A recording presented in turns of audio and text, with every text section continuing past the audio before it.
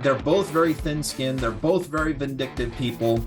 They're going to be fighting over every state rep, every state senator, every governor is going to be forced to take a side. A lot of them are going to want to stay out of it, but these two characters are going to really, and their henchmen are going to really put a lot of pressure on these people to take sides.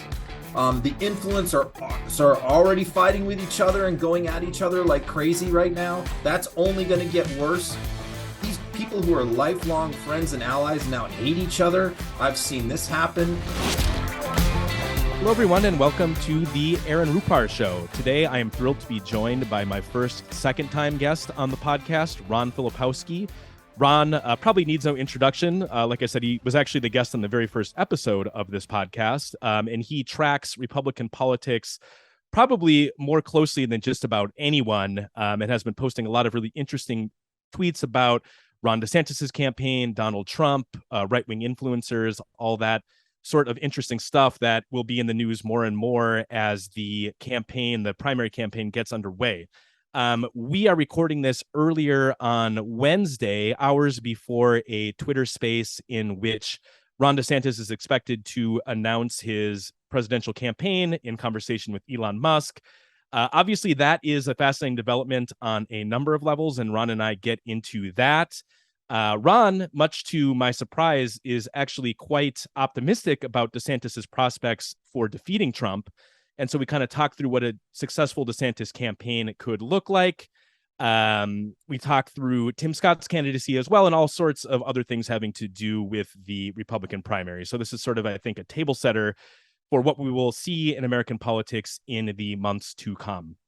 If you're listening to this podcast, please subscribe to the Aaron Rupar Show wherever you get your podcasts. If you're more into YouTube and watching conversations like this, watching the video feed, you can find that on my YouTube page. And I ask that you please subscribe, leave positive reviews, and share the show where appropriate to help me spread the word about what I'm doing here.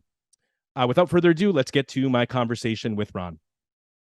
Welcome to the Aaron Rupar Show. I'm very excited today to have a Florida man on to talk about the Florida man Republican primary. There's a lot of big news happening surrounding the Republican primary these days, and so there's nobody better to talk to about that than Ron Filipkowski. So, Ron, thanks for making some time this morning to talk. Thanks. I can hardly wait for this primary.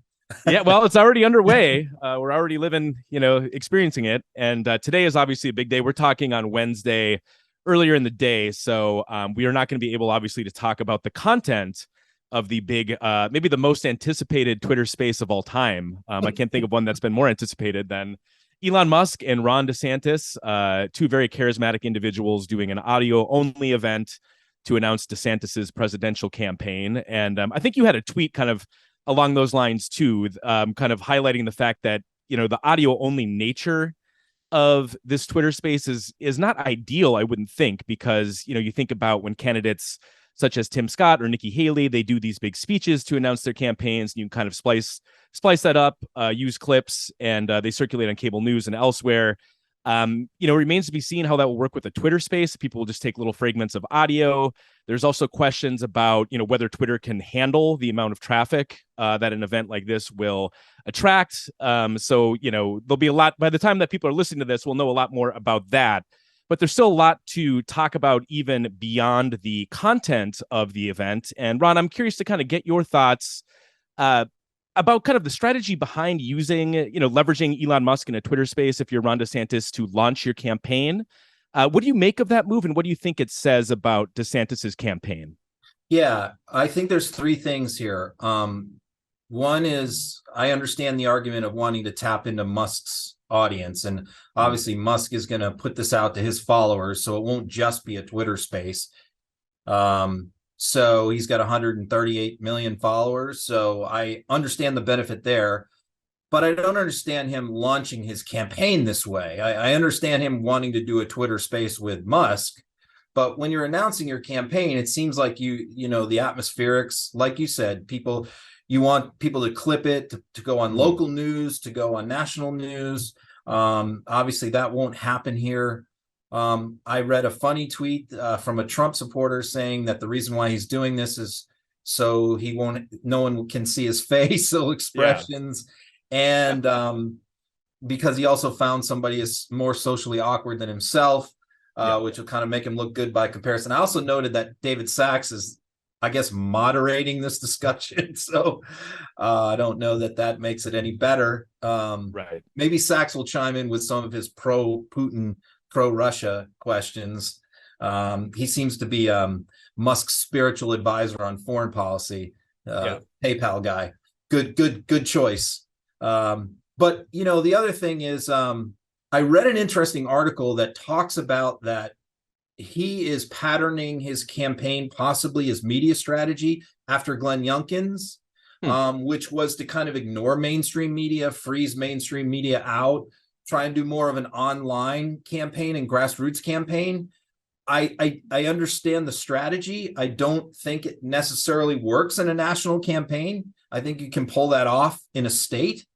But, so I'm wondering, I read two conflicting articles. One says he's going to start embracing mainstream media again. And then I read another one saying, no, he's going to do the opposite. So this could be a signal that he's preparing to do the opposite. Well, and it's also kind of odd because it's not like DeSantis is a hyper online Republican. I mean, he barely tweets. I don't really think he has much of a presence like on True Social or other platforms. None, zero. And so, kind of leaning into, we're going to announce our campaign on a Twitter space, just seems like kind of an odd fit. I mean, I could understand it more, from someone like a Trump or a Vivek or, the more online types of candidates. But, I think DeSantis posts like one tweet every, week or so, maybe a couple a week. So that part of it seemed kind of odd to me too. Yeah, I mean, the ones he does are kind of like form tweets where you can tell he's not writing them. They're being written by, his spokesperson or somebody with his campaign or with the governor's office. So the few tweets he does, they're not personal tweets. They're, they're clearly being drafted by somebody. So I just don't see an online campaign working. I mean, he has the cash I can see where if you don't have the money, that's where you go because it's cheaper, but he has the money. So I think he'll probably try and do some mix, but he does seem serious about freezing out media, traditional mainstream media, and not doing, the sit down interviews, not doing press conferences. And because we know those are not good environments for him anyway. Yeah. So his excuse not to do them is, well, they're biased and they're going to portray me in a negative light and they spin their narrative and I'm not going to participate in that. Yeah. Interesting. We haven't seen somebody try and do that while running for president. I don't know if he could pull it off. Well, and that's been very much of a piece with his approach as governor, too, where he does these press events that are very friendly reporters who are there asking him questions. And, there have been a few instances where the filters don't work and there is more of a legitimate news reporter there who will ask him a tough question. And oftentimes those clips don't turn out great for DeSantis. And so I sort of get his reluctance. He is going on Fox tonight, the 8 p.m. Slot, which is Tucker's old slot. Right now they are doing rotating hosts. And I believe the host this week is Trey Gowdy. And there's some intrigue there as well, because it kind of raises questions as to, did Sean Hannity pass on doing this interview with DeSantis because of loyalty to Trump? Did Laura pass? Is Trey kind of the one primetime host who would bite, Jesse Waters as well? He has higher ratings than the old Tucker slot has these days. So you think he would be, a better fit for that. So certainly he's not going to do CNN or MSNBC, although I guess we'll see if Chris Lick decides that doing a DeSantis town hall might be good for ratings. But he will be on Fox tonight, shortly after the Twitter space. I definitely can see Hannity declining that because Hannity is a Trump loyalist. Ingram, no. I mean, Ingram's sending signals. She's team DeSantis. So I don't think Ingram would decline that. But Trey Gowdy, it's just so perfect that it's Trey Gowdy because MAGA hates Trey Gowdy. They hate Trey Gowdy. So if it's Trey Gowdy and DeSantis, that's just going to set them off even more. And, to me, that's the best part about this primary now is not just Trump and DeSantis fighting. It's the influencers, the online people, the media people, the elected officials, the candidates. They're all fighting with each other now, which is only going to get worse. So, yeah, I could see him going on with Trey Gowdy is going to get MAGA pretty worked up. Yeah. I have a couple more DeSantis questions, but one thing I want to ask you about before we move on too much here, because obviously you are very plugged in terms of following the influencers, kind of the chatter, even, the chatter on the right, even more so than I am. I'm really immersed like in Fox, Newsmax, kind of the more mainstream.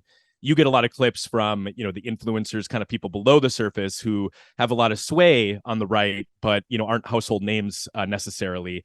Do you think that Elon, kind of taking this step of almost being like a press flack for DeSantis with this launch event, I mean, could this end up backfiring on Elon in the sense that it could really alienate the MAGAs who, are very loud on Twitter, who have been kind of emboldened by the paid verification, so to speak, that they have on Twitter these days? I could see it kind of driving a wedge in, Elon's customer base, a lot of which are Trump supporters.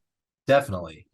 Elon doesn't really understand MAGA. I mean, he has this flirtation with a handful of them online, that I watch his interactions with them every day, but it's the same sort of 10 or 12 people.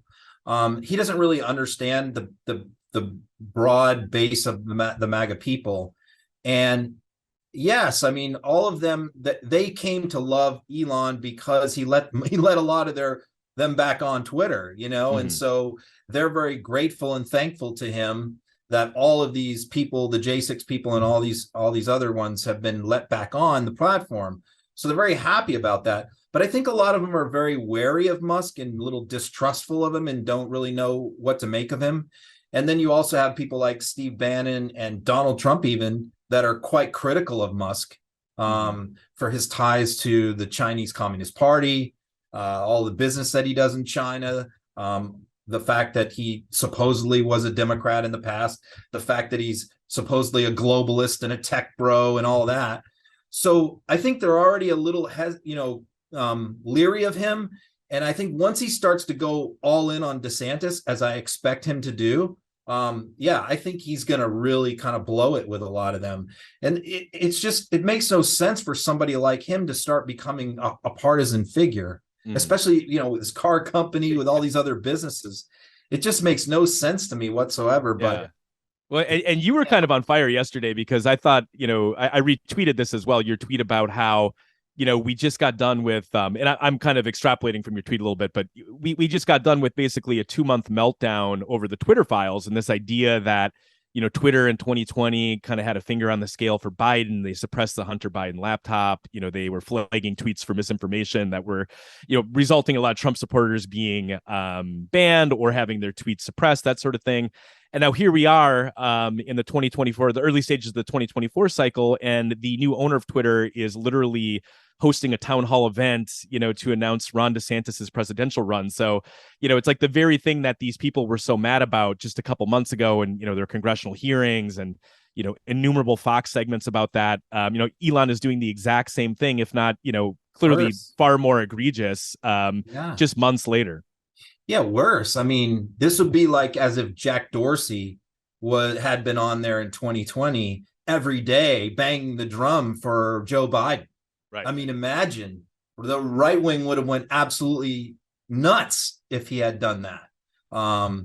So yeah, they were, you could argue that they were helping Biden in subtle ways. I don't necessarily think so, but you could make that argument. But this is just saying I run Twitter, I own Twitter, and I'm Team DeSantis. I mean, he said last year that he wants DeSantis to run and he would support DeSantis. Right. So then when he was asked yesterday, he says, well, I'm not ready to make an endorsement yet. And then I also saw this morning, he said, oh, I would be happy to host a Twitter space for Donald Trump and Joe Biden. Well, I'm sure he would. We know that will never happen. Neither one of them will do it. Trump doesn't like Musk. Yeah. Right. Yeah, no, I mean, I'm sure that Elon would love that because obviously, hosting Trump would be big business for him. But it's probably more likely something of that sort would be more likely to happen on Truth Social. I don't think they really have the technical capability there to have any sort of live space. So it's probably more of like a Newsmax thing or something at this point, or another CNN town hall perhaps. But I promise I'm not just going to ask you about your tweets. But again, you were on fire yesterday. You had another one that I want to kind of unpack a little bit here because so basically you wrote, quote, I've been saying for a year that the impetus to begin the destruction of the MAGA movement's control of the Republican Party is a Ron DeSantis primary candidacy, end quote. Explain a little bit more about what you mean there. I take it that you think this is going to drive a wedge in the movement. Maybe I'm kind of naive. I still am operating with the assumption that it's basically Trump's primary to lose at this point. But in what sense do you think this could really splinter or kind of fracture the control that Trump has over the Republican Party? Yeah, so I watched from inside the Republican Party as a Republican Party official, activist, appointee, how Trump transformed the party at the grassroots level and on the online level and everything, the county parties. I watched it change. So my perspective, I think, is a little different on this than a lot of media, maybe, and even a lot of campaign people, just because I watched it happen with my own eyes, and I've been to many Trump rallies. So the thing is, what has to happen for our democracy and our republic and our politics to be healthy again is this movement cannot control the Republican Party. So it's not enough just to defeat Donald Trump in an election or to even have the two of them going at it. Really, what has to happen is the movement's hold over the Republican Party has to be broken up. So if you game out scenarios, I absolutely believe DeSantis has a chance here. I absolutely do. In an electoral college, in a really smart way, if he does it the right way, I think he's got a shot. He's definitely going to stay in this for the long haul. He's going to stay in it to the end. And so what this is going to happen, they're both very thin-skinned. They're both very vindictive people. They're going to be fighting over every state rep, every state senator, every governor is going to be forced to take a side. A lot of them are going to want to stay out of it. But these two characters are going to really, and their henchmen are going to really put a lot of pressure on these people to take sides. The influencers are already fighting with each other and going at each other like crazy right now. That's only going to get worse. These people who are lifelong friends and allies now hate each other. I've seen this happen. So what happens? So let's say somehow DeSantis wins, which I think is possible. As I've said, MAGA is loyal to Trump. If you talk to these people at Trump rallies, as I have done, they will tell you they are not Republicans. They only happen to be Republicans because Trump happens to be a Republican. But the day that Trump tells them, we're out of here, I've been wronged, we're leaving, the primary was rigged, whatever, they're all globalists, I'm starting a third party, they walk. And that's a big chunk of the party. The other scenario is, Trump has a money problem right now. He doesn't have much cash on hand. He doesn't have cash coming in. So, not as much as in the past. And now he's going to have to spend whatever he has. He's going to get to the end of this primary broke, and he's going to get there because of Ron DeSantis. So you're talking about him being bloody, bruised, broke, and under 5 criminal indictments, and he's going to blame his loss on Ron DeSantis, when he loses. So I can see, let's say Trump goes to prison, Trump loses the election. All of these MAGA people that he brought into the party that I watched come in, who had never voted before, who had never showed up at a political meeting, who had never voted for a Republican, these people are all going to leave. They're not going to stick around and vote for, Vivek or, Glenn Youngkin. Yeah. Mitt Romney. These people don't like any other Republicans very much. So this is the problem. It's gonna tear apart this movement. It's going to tear apart the party at the grassroots level all the way up. And I'm going to be in the middle of it, starting fights. I'm already doing it. I'm already going, hey, look, I talk to these people a lot. I DM them a lot, right-wingers. And I say, hey, because I don't want to make enemies of them, the grassroots influencers, necessarily. So I go, hey, did you see what this person just said about you? I make sure that they know it, and then they go, oh shit, and then they go after that, and I watch them start fighting. So look, I'm an instigator here of this this problem. I can tell you, Laura Loomer is going to be at the Four Seasons today, organizing a protest of DeSantis's appearance after the Twitter Spaces. So I'm kind of what poetry that is as well for people who missed that. The first event. Is this happening after, his Twitter space, or is this, it's after Yeah. the Twitter space? So it's this evening, is Yeah. at the Four Seasons. And I, actually the Four Seasons landscaping account was actually highlighting this yesterday. Just one of those plot twists that you couldn't make up if this thing was being written for an HBO series or something like that. But I'm kind of surprised. I want to circle back on your optimism, or your, I guess not optimism, but your belief that DeSantis can make a real campaign out of this, because his polling has been very flat now, going back basically since November. Trump, after the midterms, had a bit of, he took a hit, obviously, when Republicans struggled in the midterms. But since basically, mid-November, I'm trying to remember what legal development coincided with that. Something happened that kind of allowed Trump to circle the wagons legally around that time. The New York indictment. Was okay. I thought it was before that, though, because didn't Trump's polling really stabilize like December, January, somewhere in there? But in any event, DeSantis has been pretty flat now, going back about 6 months. Yeah. So I'm curious what you think, a successful DeSantis campaign looks like. How does he get back some juice, make this a more competitive race? Now, granted, one caveat I should throw in here is that I'm citing national polls, which are not super useful, because obviously the primary is a state-by-state situation. And so even if DeSantis is polling 30 points behind Trump nationally, if he can pick off a couple of the early states, that can flip that in a quick hurry. So, people shouldn't make too much over the national polls, but I think, you'd be pretty hard-pressed to find polls that look good for DeSantis at this point. So what's kind of behind your belief that he can make a real campaign out of this? A number of things. First, yes, it's an electoral college strategy. So forget the national polls. Yeah. I think so. It's going to be where he's got to pick off certain states. I think his strategy is a West Coast, Florida, win the West Coast, and win the Midwest and the Northeast. That's DeSantis's strategy. That's the smart strategy. And banking on these indictments to come at a critical point in time. August, let's say Georgia happens in August, which looks likely. Let's say Jack Smith happens in September, October. Then you've got trial dates. You've got him being out on bond, and I think DeSantis, that's where he intends to flip the momentum. Get out there, do some ad buys. What's really important is for him to knock out some of these other players, which is why Trump is so cheering on. Every time somebody else gets in the race, Trump's happy. Yeah. Trump says, Nikki Haley, come on in. Tim Scott, great. Mike Pence, come on down, because what he knows is that there's like a 60% anti-Trump vote right now, probably within the Republican Party, that's looking for somebody else. Mm-hmm. And, the more you have in the race are going to carve up that 60% into smaller pieces. But I think what DeSantis is hoping is to knock out some of these other candidates while Trump gets indicted, and then just to make the case of, look, let's be practical here.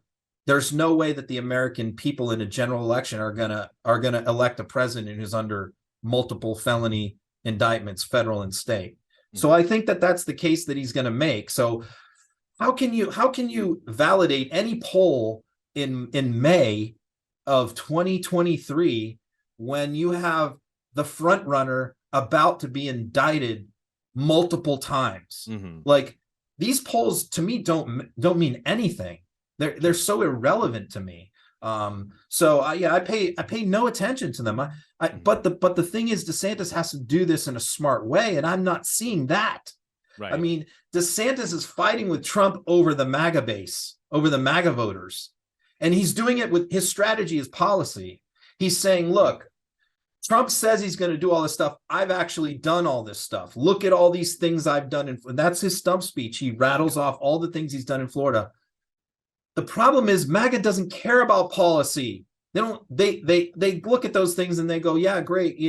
But the bottom line is, the reason why they love Trump has nothing to do with policy. Right. It's he owns the libs. It's the bombastic. He's the billionaire. He's the bad boy. All of that stuff. He hates the media. Mm. So DeSantis trying to fight with Trump over those people is the dumbest strategy possible. He needs to go after that 60%, and his messaging right now is not luring those 60%. So I think that's why his poll numbers have gone down more than anything, is that there's this well of voters out there who are looking for an alternative to Trump, but he's only thing he's selling them is I'm more Trumpy than Trump. Yeah. That's not going to work. Yeah. And there's also, we've seen this dynamic repeatedly now where when Trump's legal problems escalate, it actually results in his polling among Republicans going up. We saw that with the FBI raid. I believe earlier when I was fumbling for what the cause of his polling going up in the winter was, I believe that was when Jack Smith was appointed special counsel and kind of the gnashing of teeth over that. So I guess that's maybe part of my pessimism about DeSantis is just that I'm not convinced that if Trump did, if there were more indictments, if the legal problems mounted, I'm not convinced that would erode his support really at all among Republicans. It would cause problems in the general for him, I think. But maybe you are right that, I could be kind of over extrapolating from the very loud Trump supporters online. And maybe there is kind of this silent part of the, I wouldn't go as far as to say a majority, but, maybe it is a substantial percentage of Republicans that are open to a non-Trump candidate. I guess the one other factor to keep in mind, though, is that a lot of national polling has Trump solidly over 50% among Republicans. And so once you hit that sort of threshold, it's like even if the rest of them did coalesce behind a non-Trump candidate, it would still be a minority to Trump's majority. But a lot of them are in denial over indictments, and you have to factor that in. Whereas the left believes, oh, he's going to be indicted, and they just take that as a given. This is not the case among a lot of Republicans. There are a lot of the Republicans that are supporting Trump right now who believe that he will not be indicted. Or if he is indicted, it's going to be for some little technical thing like New York. So I think when the reality and the gravity of these indictments hit, and it turns out to be much worse than even we believe. So think about it. I believe these indictments are going to be much worse than even we believe when we finally learn everything. And I'm talking about what all these people have been saying, Trump's people have been saying to grand juries. When all of that comes out, and we don't know any of it, it's going to be way worse than we thought. And so I think that if it's you're talking about taking that to people who don't even believe he's going to be indicted for anything. They're still in denial about that. So I just believe when all of that hits them like a ton of bricks, that look, this is real. This is actually happening. It's worse than you thought. And I think that the cultists, the hardcore cultists are going to dig in deeper and double down. But I think some of them are going to peel away. They're going to go, oh man, this is bad. We didn't think it was just going to be this bad. He can't win. I think that's what's going to happen. Well, stay tuned. We'll see in the months to come if that happens. I want to pivot for a second to Tim Scott, one of the non-Trump candidates who is now officially in the race. I believe that was on Monday that he had his campaign launch speech. I mostly remember it from his voice very embarrassingly cracking at the very beginning of it, and then he gave a speech where he didn't so much as even allude to Trump. I didn't think there was a ton of substance from the speech itself that was notable beyond that. However, when you and I were DMing to set up this podcast, you mentioned to me that you thought his speech was nuts. Why did you think that? And what do you make more broadly about the Tim Scott candidacy? Okay, so I'll talk about his speech in a second, but let me just point this out as a longtime Republican campaign guy, is that Black Republican candidates always poll higher than they get votes. And I think there's a reason for that. I think that that when pollsters call Republicans, they want to say the right thing. They don't want to be accused, let's say, of being racist, or they want to be open-minded, whatever. So I think a lot of Republicans, and you could look at Ben Carson, you can go back one of the other presidential candidates, they always poll higher than they actually get votes. Herman Cain, another example. Yeah. And so I think that what happens is they tell pollsters, oh, yes, we love Tim Scott. He's a great guy. But then when they get in the voting booth, they're not going to vote for him. So I think that's Tim Scott's problem. The speech was kind of crazy. I mean, he has a compelling personal story, and that part of his speech was good, his whole background and stuff like that. But I mean, there was just so much weirdness to it. I mean, you have to kind of see it to believe it. Right. Well, the vibes were weird for sure. Weird. And then not the substance. The part where he does this all the time, where he brags about failing civics in high school. It's like, It's a bit of a cell phone, I would say. 'Cause it's not like he. I guess the subtext is that he's had kind of a personal transformation since then or something. But it's still, maybe brag about if you failed Spanish or something. That's one thing. But civics, that's kind of tough. But the funny part is, a gay Republican could never get elected, right? Still, I don't see it possible. I mean, there's still the hostility to gay people, and as I remind Rick Grinnell all the time, right? Whenever they attack him, I make sure he knows about it for being gay, and that's also reason why I posted the Caitlyn Jenner photo at Mar-a-Lago, because I know they every time Caitlyn goes to Mar-a-Lago, MAGA is pissed. They hate Caitlyn Jenner. They hate that he hangs out at Mar-a-Lago. So every time he's there, I try and throw that picture out there. And I aggravated them even more by adding, which bathroom do you think he used? Which is very important to MAGA. It's not something we really care about very much, but that's a big deal for them. So I'm guessing she probably used the women's, although who knows? But yeah, she clapped back at me. She posted last night that she wasn't very happy about my tweet. She didn't answer the question, I noticed, though, either. She just kind of ducked that one. I'm guessing they don't have unisex bathrooms there, so.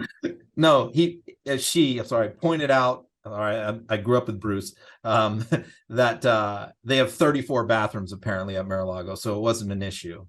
Sure. That's what the response was. And she probably gets VIP accommodations there, I would think. So I have never been. Have you actually been there before to Mar-a-Lago? I've never been. No. I've driven past it, but driven past, but no, have not been in there. It's funny, I just got invited to be the keynote speaker at the next Trump boat parade with Roger Stone. The organizer invited me to come, and he said I would be his guest and I could speak right before Roger Stone. And I told him I don't think I can make it out of there alive. What would they have you speak about there? I would do it, honestly, because I'm not afraid of those people. I mean, these are people I've spent the last 40 years with in politics, but 30 years. But no, I don't think I would.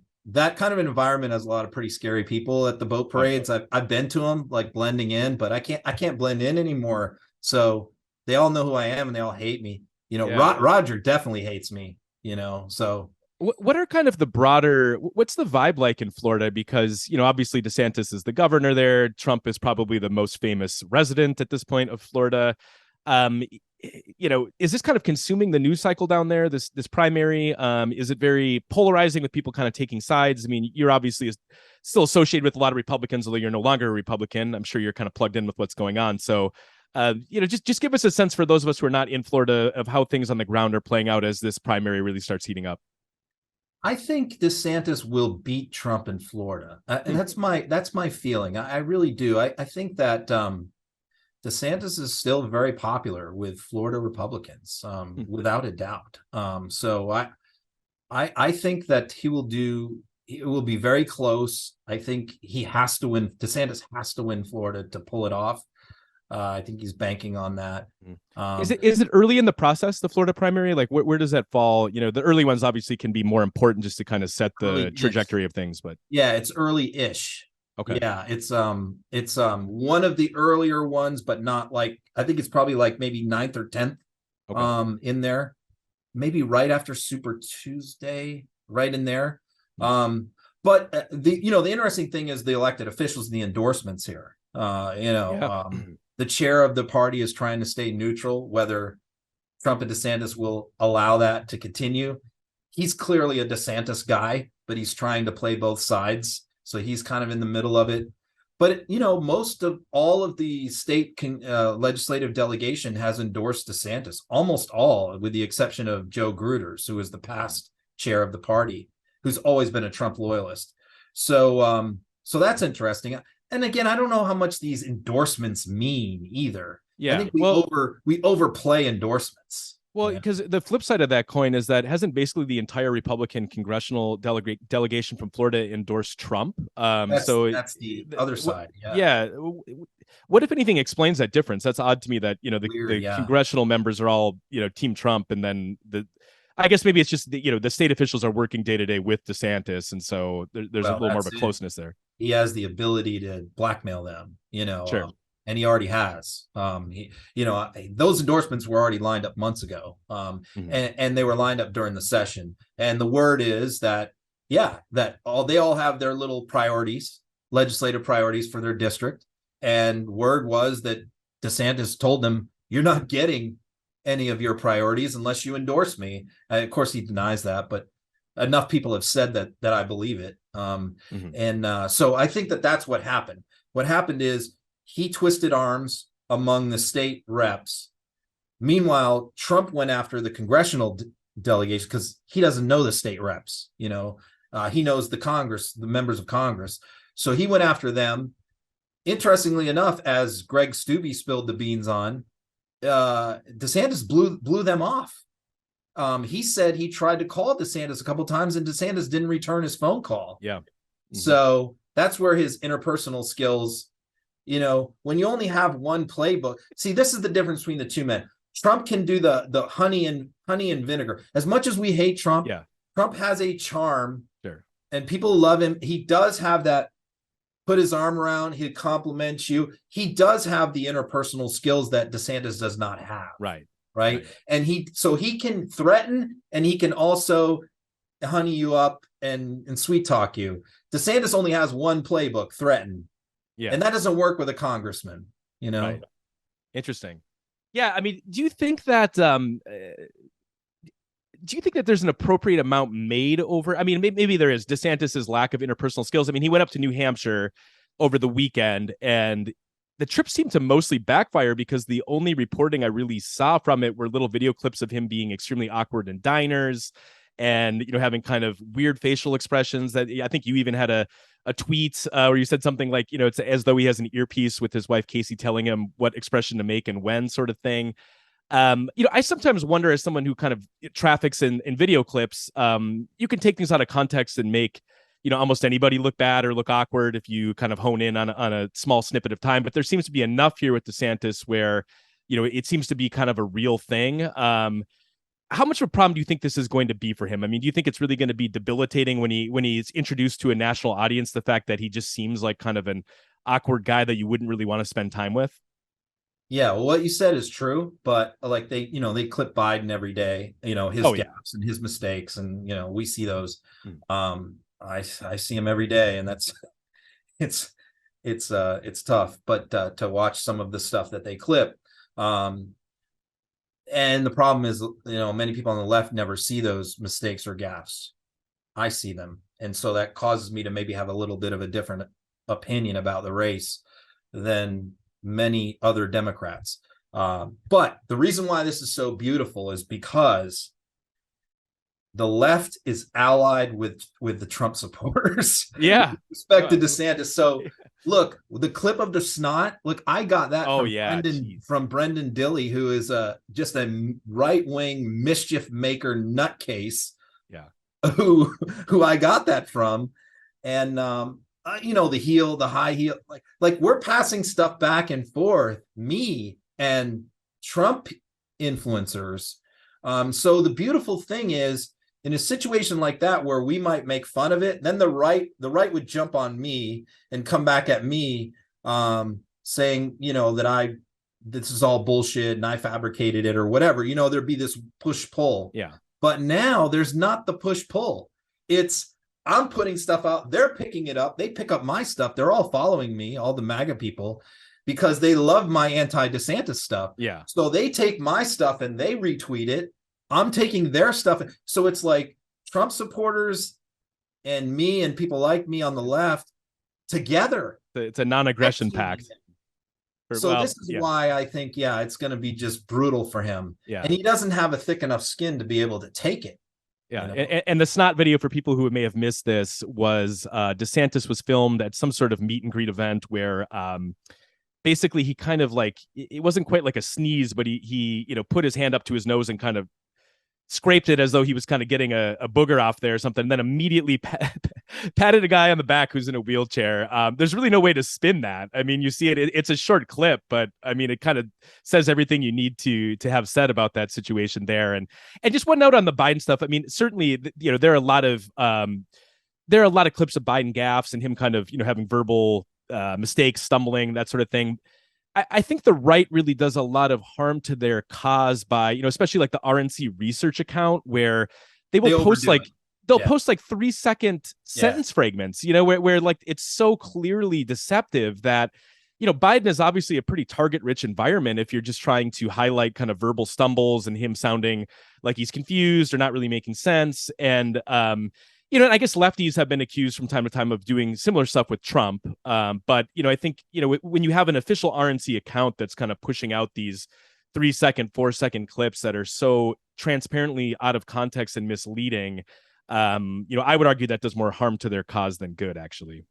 Yeah, I mean, they're definitely a lot more ruthless. I mean, does the DNC even have something like the RNC? I mean, I think DNC has some kind of rapid war room thing, but I haven't seen anything produced by it that is of any use.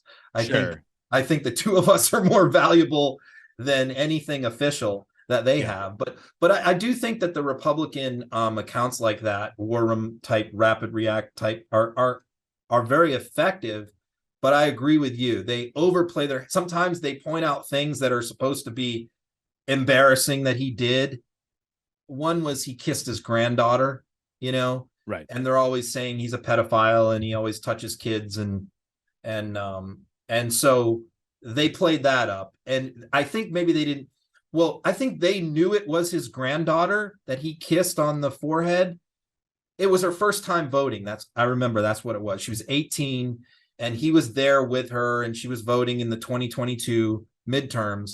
And he gave her a little kiss on the forehead. Well, they put it out like this was some random kissing some 18-year-old girl, like rando girl, when it's his granddaughter, right? And it's just like the easy way. Hey, that's his granddaughter, dude.